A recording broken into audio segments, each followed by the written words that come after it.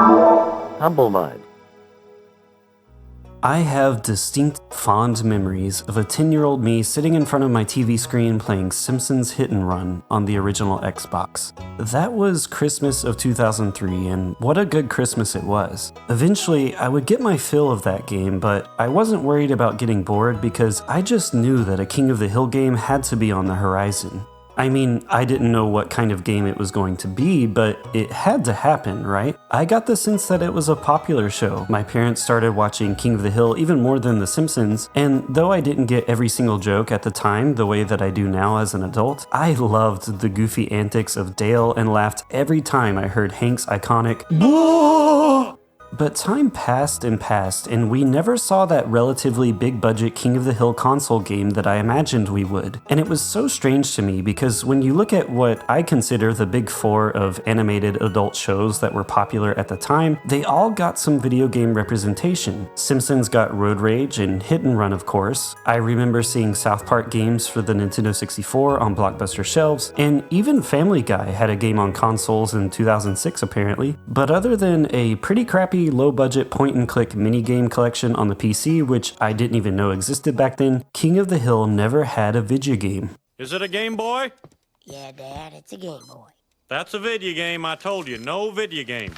While the longing for the King of the Hill game that never came would eventually fade away from my memory, it started to slowly creep its way back into my brain when I was rewatching the show around 2022, and here's a little channel lore for you. Apparently on July 3rd, 2023, I made this licensed game's thumbnail when I was dreaming up some episode ideas for what would eventually become Humblemud, and there's Arlen's finest propane and propane accessory salesperson right there. Though I won't be exploring any of these other franchises today, I think that now is a better time than ever to share my thoughts on what the perfect King of the Hill game could have been, and also explain how the things that would have had to happen to make that perfect King of the Hill game work are precisely why it was never created. Near the end of this video, I'll also share a spoiler-free mini review on the new revival season that just came out, because when else am I ever going to get to do that? First, let's talk about this hypothetical King of the Hill game though, starting with the time frame and console generation that we're looking at here. King of the Hill debuted with explosive viewership early on, especially during Season 2 between 1997 and 98, with the following seasons getting less, but still a respectably strong and steady stream of views and households season to season. As a kid, I recall that it was sometime in 2004 that I initially thought of the idea of a King of the Hill game, because this was right after Simpsons Hit and Run, and looking at the numbers, oddly enough, I think the prime time to have put out a video game set in Arlen, Texas would have probably been the summer of 2004, right as Season 8 ended. This season had some truly iconic moments. The viewership was still quite strong at this point before a drop in the following season, and it's after Season 8 where a lot of hardcore KotH fans say that the show dips in quality a little. Summer 2004 would have also been a great time for a King of the Hill game when you think about the games released at that time. A lot of that year's biggest games that you likely think of when you think of 2004 debuted during the latter part of the year, as in September and onwards. And so if a KotH video game were to release in, say, June, coinciding with the finale of Season 8 in May, it would have been sandwiched between the debuts of Far Cry, Ninja Gaiden, and Red Dead Revolver before June, and like Spider-Man 2 and Driver towards the end of June, so not a lot of necessarily relevant competition there. Additionally, Simpsons Hit and Run was still a massive carryover success well into 2004. In fact, it was apparently among the best-selling games in PAL region specifically that year, even though it was released in 2003 over there too. So I think this would have been the perfect storm from all angles. Audiences, both gamers and TV watchers alike, would have likely been primed for and open to another licensed game based on an animated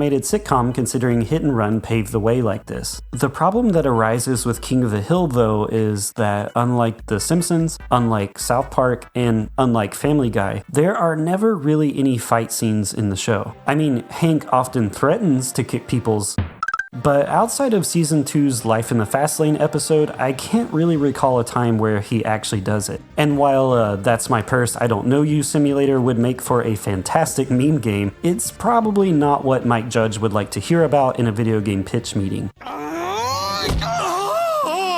You left yourself open, Dad. And just think, how would you make a popular licensed game in 2004 that doesn't have a heavy emphasis on combat? God dang pimp. Even SpongeBob was dishing out some damage back then. But this catch-all comic mischief term that all of these other games get away with isn't something that I think King of the Hill necessarily could because it's such a grounded series. So how could you pull this off? Well, that question remained with me for years. And then, earlier this year, I played through Yakuza Kiwami for the first time. And while I didn't end up actually picking it up myself, Dragon Ball Sparking Zero was still fresh on my mind following its October 2024 release. I think it was these two things, and likely my constant nostalgia for Naruto Rise of a Ninja, that made me realize the perfect King of the Hill game would likely be one inspired by Japanese classics and games based off of anime.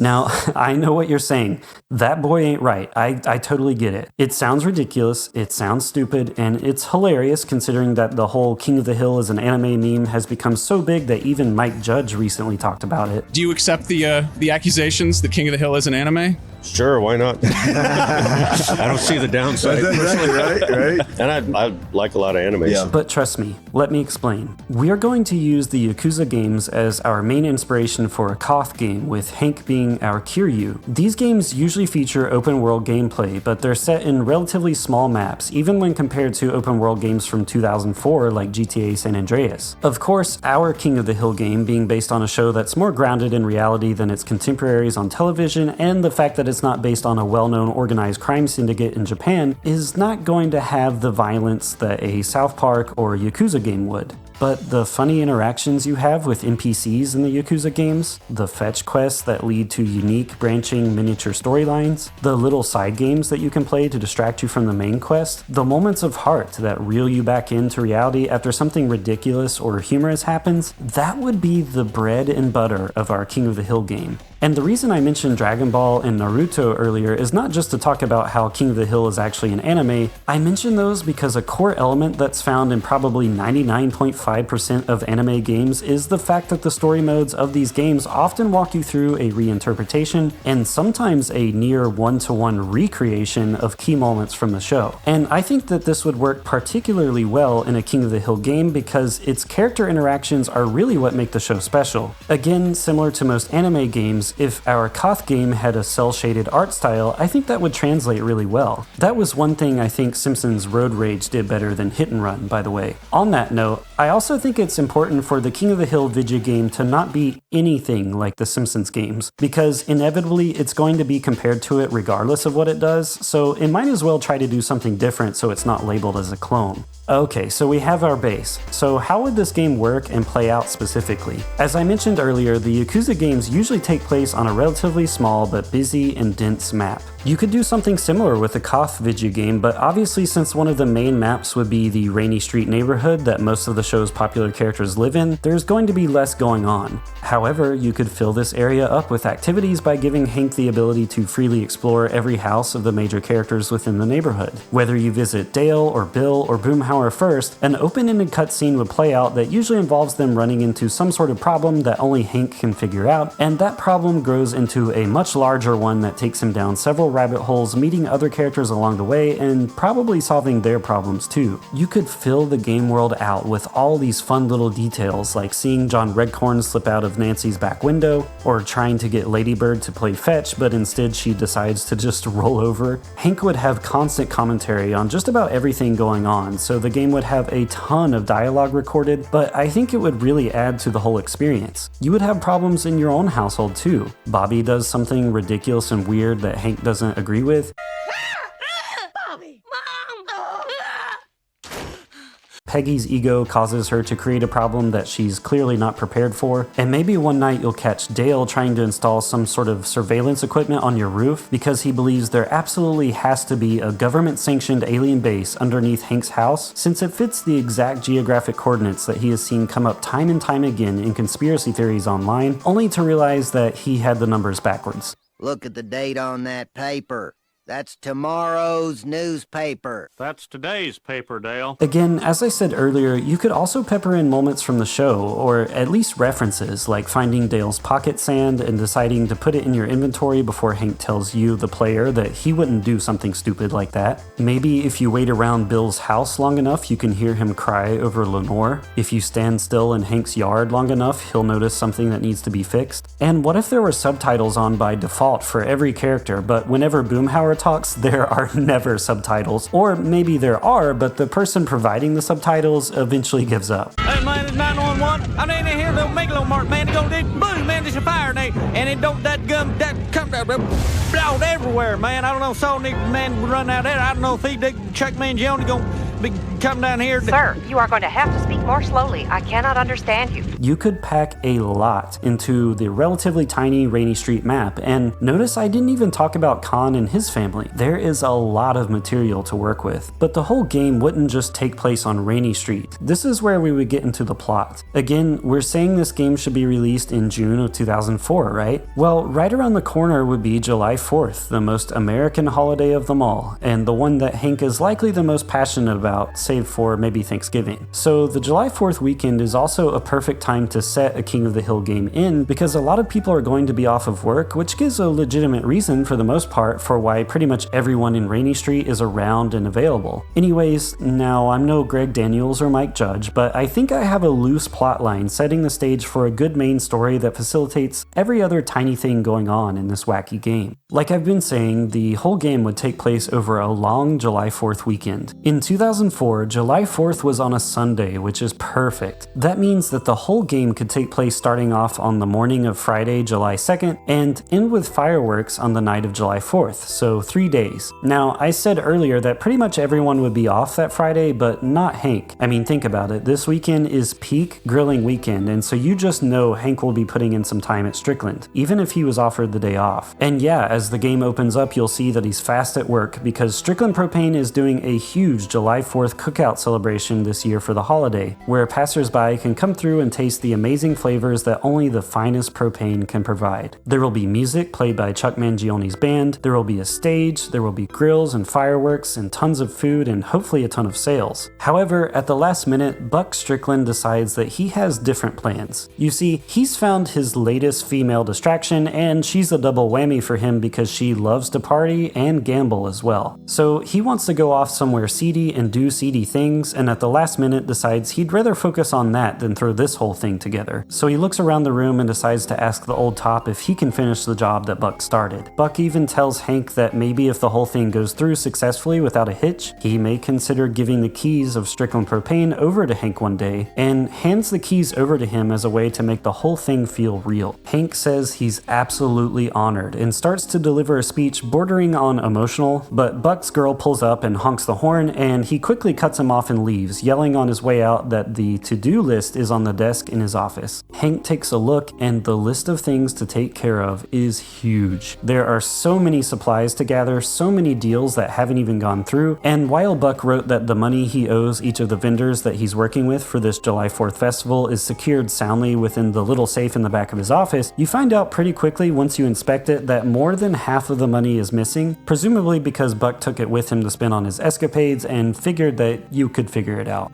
So, sir, what specifically did you have in mind for this picnic? I delegated. You're the lead monkey on the back of this ostrich. This is all on your shoulders now, and you have until Sunday evening to come up with the money for all the outside vendors that you're working with for the event, to gather the supplies necessary, and to handle whatever other kinds of problems come your way, because they will. Hank leaves the store in the semi-competent hands of Joe, Jack, and Donna, and the game kicks off from there. Now, the game does take place across a few nights, but I don't think that it should have any sort of in-game timer like Pikmin or Majora's Mask, rather just a wild amount of main tasks and side quests to complete each day. Now, I could see this game being really fun if it did have a timer system similar to something like Dead Rising, but at the very least, I think any sort of in-game timer should be a forgiving one. And no matter how by the book you do everything in this game, something is going to go wrong for plot reasons. Maybe the guys who were supposed to supply the stage for the musical act are actually incredibly incompetent, and Hank notices the structural integrity of this hodgepodge of nails and boards is not up to code, and so now he has to go to Megalomart to get the supplies so that he can build it himself with the guys in Rainy Street, and he'll need more funds to be able to do that. Maybe he finds out about a lawnmower racing tournament he can participate in to gain a couple extra bucks. Perhaps he reluctantly agrees to help Dale out on a big extermination job for a little side money, which would see you participating in a brief twin-stick shooter minigame. game. Regardless, I think it would be really cool if there were multiple ways to earn the money and supplies necessary to pull off this July 4th event. It's all just a matter of how you decide to do it. You could technically go back to Strickland Propane and just sell propane and propane accessories every day until you slowly earn the money necessary, you know, ignoring all of the story stuff. When I first posed this idea to you guys, asking if you would even care if I started doing a video like this, YouTubers like Sticka or viewers like S'mores here suggested that a KotH game could work as a visual novel. Well, oddly enough, I had already been thinking about incorporating that too. I think at the end of nights 1 and 2, before everyone turns in for the day, the guys hang out in the alley, say their classic "yup" and "mm-hmm," and talk about their day. In these scenarios, you're given several dialogue options based on what they say and what you might have done during the day, and provided that you do certain hidden sequences of things throughout each day, maybe you get a bonus multiplier on the money you earn on the next day, or one of the guys straight up gives you money as a thank you for all that you've done. I also think this visual novel sequence is a great way to cap off each in-game night and break up the pace of the game, with the camera slowly panning around a zoomed out view of the alley, giving you a nice view of the guys enjoying their beers, overlaid with text boxes and character portraits. As for the end of the game, I think that regardless of what you try to do, the festival is relatively unsuccessful in every scenario, just to varying degrees depending on how well you play the game. So depending on your actions in the game and how you perform, it could be a total disaster if you don't earn enough money, or if you do really well, maybe the festival is actually kind of awesome, but Strickland doesn't end up ultimately making any money or sales for reasons that are clearly not related to the taste of propane grilled food. Nah, no way. Regardless though, just like every good King of the Hill episode, it has to end with a good old pull on the heartstrings. Hank drives back to his house, defeated, feeling like he failed, and feeling like Buck won't answer the phone because he's so disappointed in him,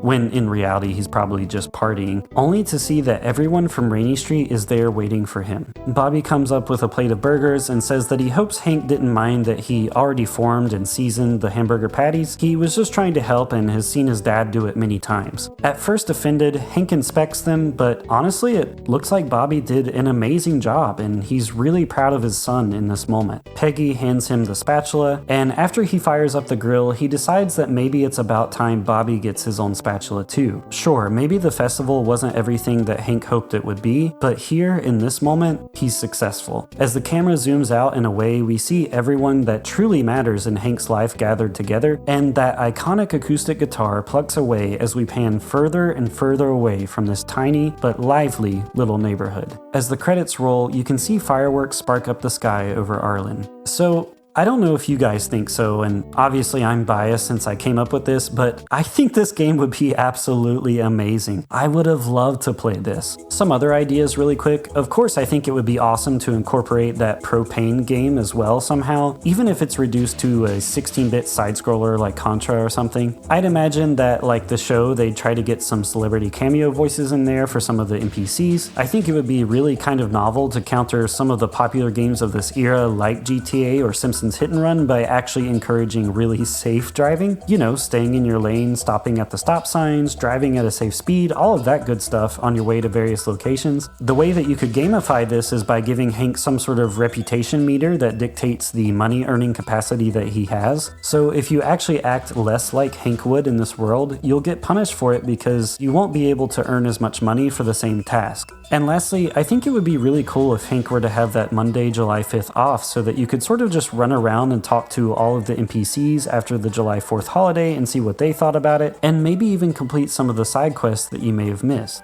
But the reason a game like this never existed is that a concept like this is just too ahead of its time. After all, I'm sitting here in 2025 coming up with this whole thing, imagining an alternate reality 2004. The first Yakuza game actually didn't even debut until late December 2005 in Japan and didn't go anywhere else until nearly a year later in 2006. Also, I can't wait to see comments from people who didn't watch the whole video and leave me a comment about this. Additionally, non-violent games weren't as commonplace and weren't really doing numbers quite like they are now. Nowadays, we have indie critical darlings like Disco Elysium, and there's this whole cozy games movement that's still going strong and so on. Visual novel games really didn't start to become incredibly popular, at least over here in the States, until the 2010s with games like Danganronpa and Ace Attorney. And lastly, I just don't think anyone in the KotH creative camp, especially at that time, would have thought to look towards Japanese games for inspiration on this very American sort of show. Which maybe they should have, because King of the Hill is apparently quite popular in Japan. In fact, I read that fans over there often argue whether the show should be watched in sub or dub. お前の吸い方がなってないってことを言ってるんだよ。何にしても物にはやり方ってものがある。たとえ悪いことでもだ。わかった。 Told you it's an anime. But unfortunately nowadays, while of course I'd be open to a solid KotH game any day of the week, I think the time for it has sadly passed, especially considering the loss of certain key voice actors, and I don't think a game based on the Reboot series would necessarily have the same appeal or have as much to do in general, since the characters are so much older now and for the most part more mature. On that note though, I wanted to end it with my brief, spoiler-free thoughts on the King of the Hill revival Season 14. I've seen the whole thing. What do I think about it? I think that the King of the Hill reboot is unironically one of the best TV show reboots of all time. To be honest, right now, I think it is the best one of all time. I just leave some room for doubt there because I'm sure I'm forgetting about some franchise. But I think that the way they aged up all the characters feels realistic, and the choices that the KotH team made in regards to the person that Bobby becomes in this reboot specifically are perfect, in my opinion. I actually got kind of emotional at some points because I found myself just so damn proud of this boy that I feel like I watched grow up after all of these years. Now, there are some things that affect the show that were out of the team's control, of course, like Johnny Hardwick, Tom Petty, and Brittany Murphy's unfortunate passing, plus the tragic recent loss of Jonathan Joss as well is going to likely affect any future seasons also, but I think they did such a great job overall with the talent that they have now, and I think that season 14 was done in an immaculate way considering all of those unforeseen circumstances. From its jokes, to its character development, to the way it incorporated modern societal elements into its stories without it feeling forced, season 14 is an absolute triumph. And by the end of it all, I found myself getting a little emotional again because this was one of my late brother's favorite shows, and I just know he would have loved it. Seriously, anytime he would toss anything to me or make a quick movement, he'd go, "Sha-sha!"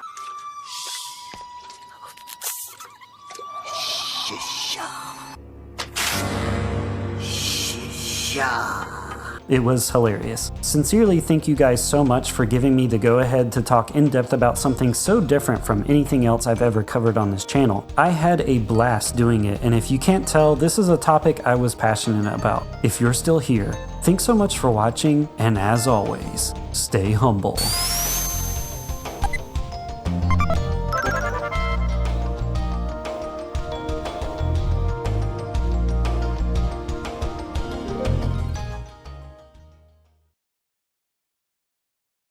What are you looking at? Your fly is down. It's my yard.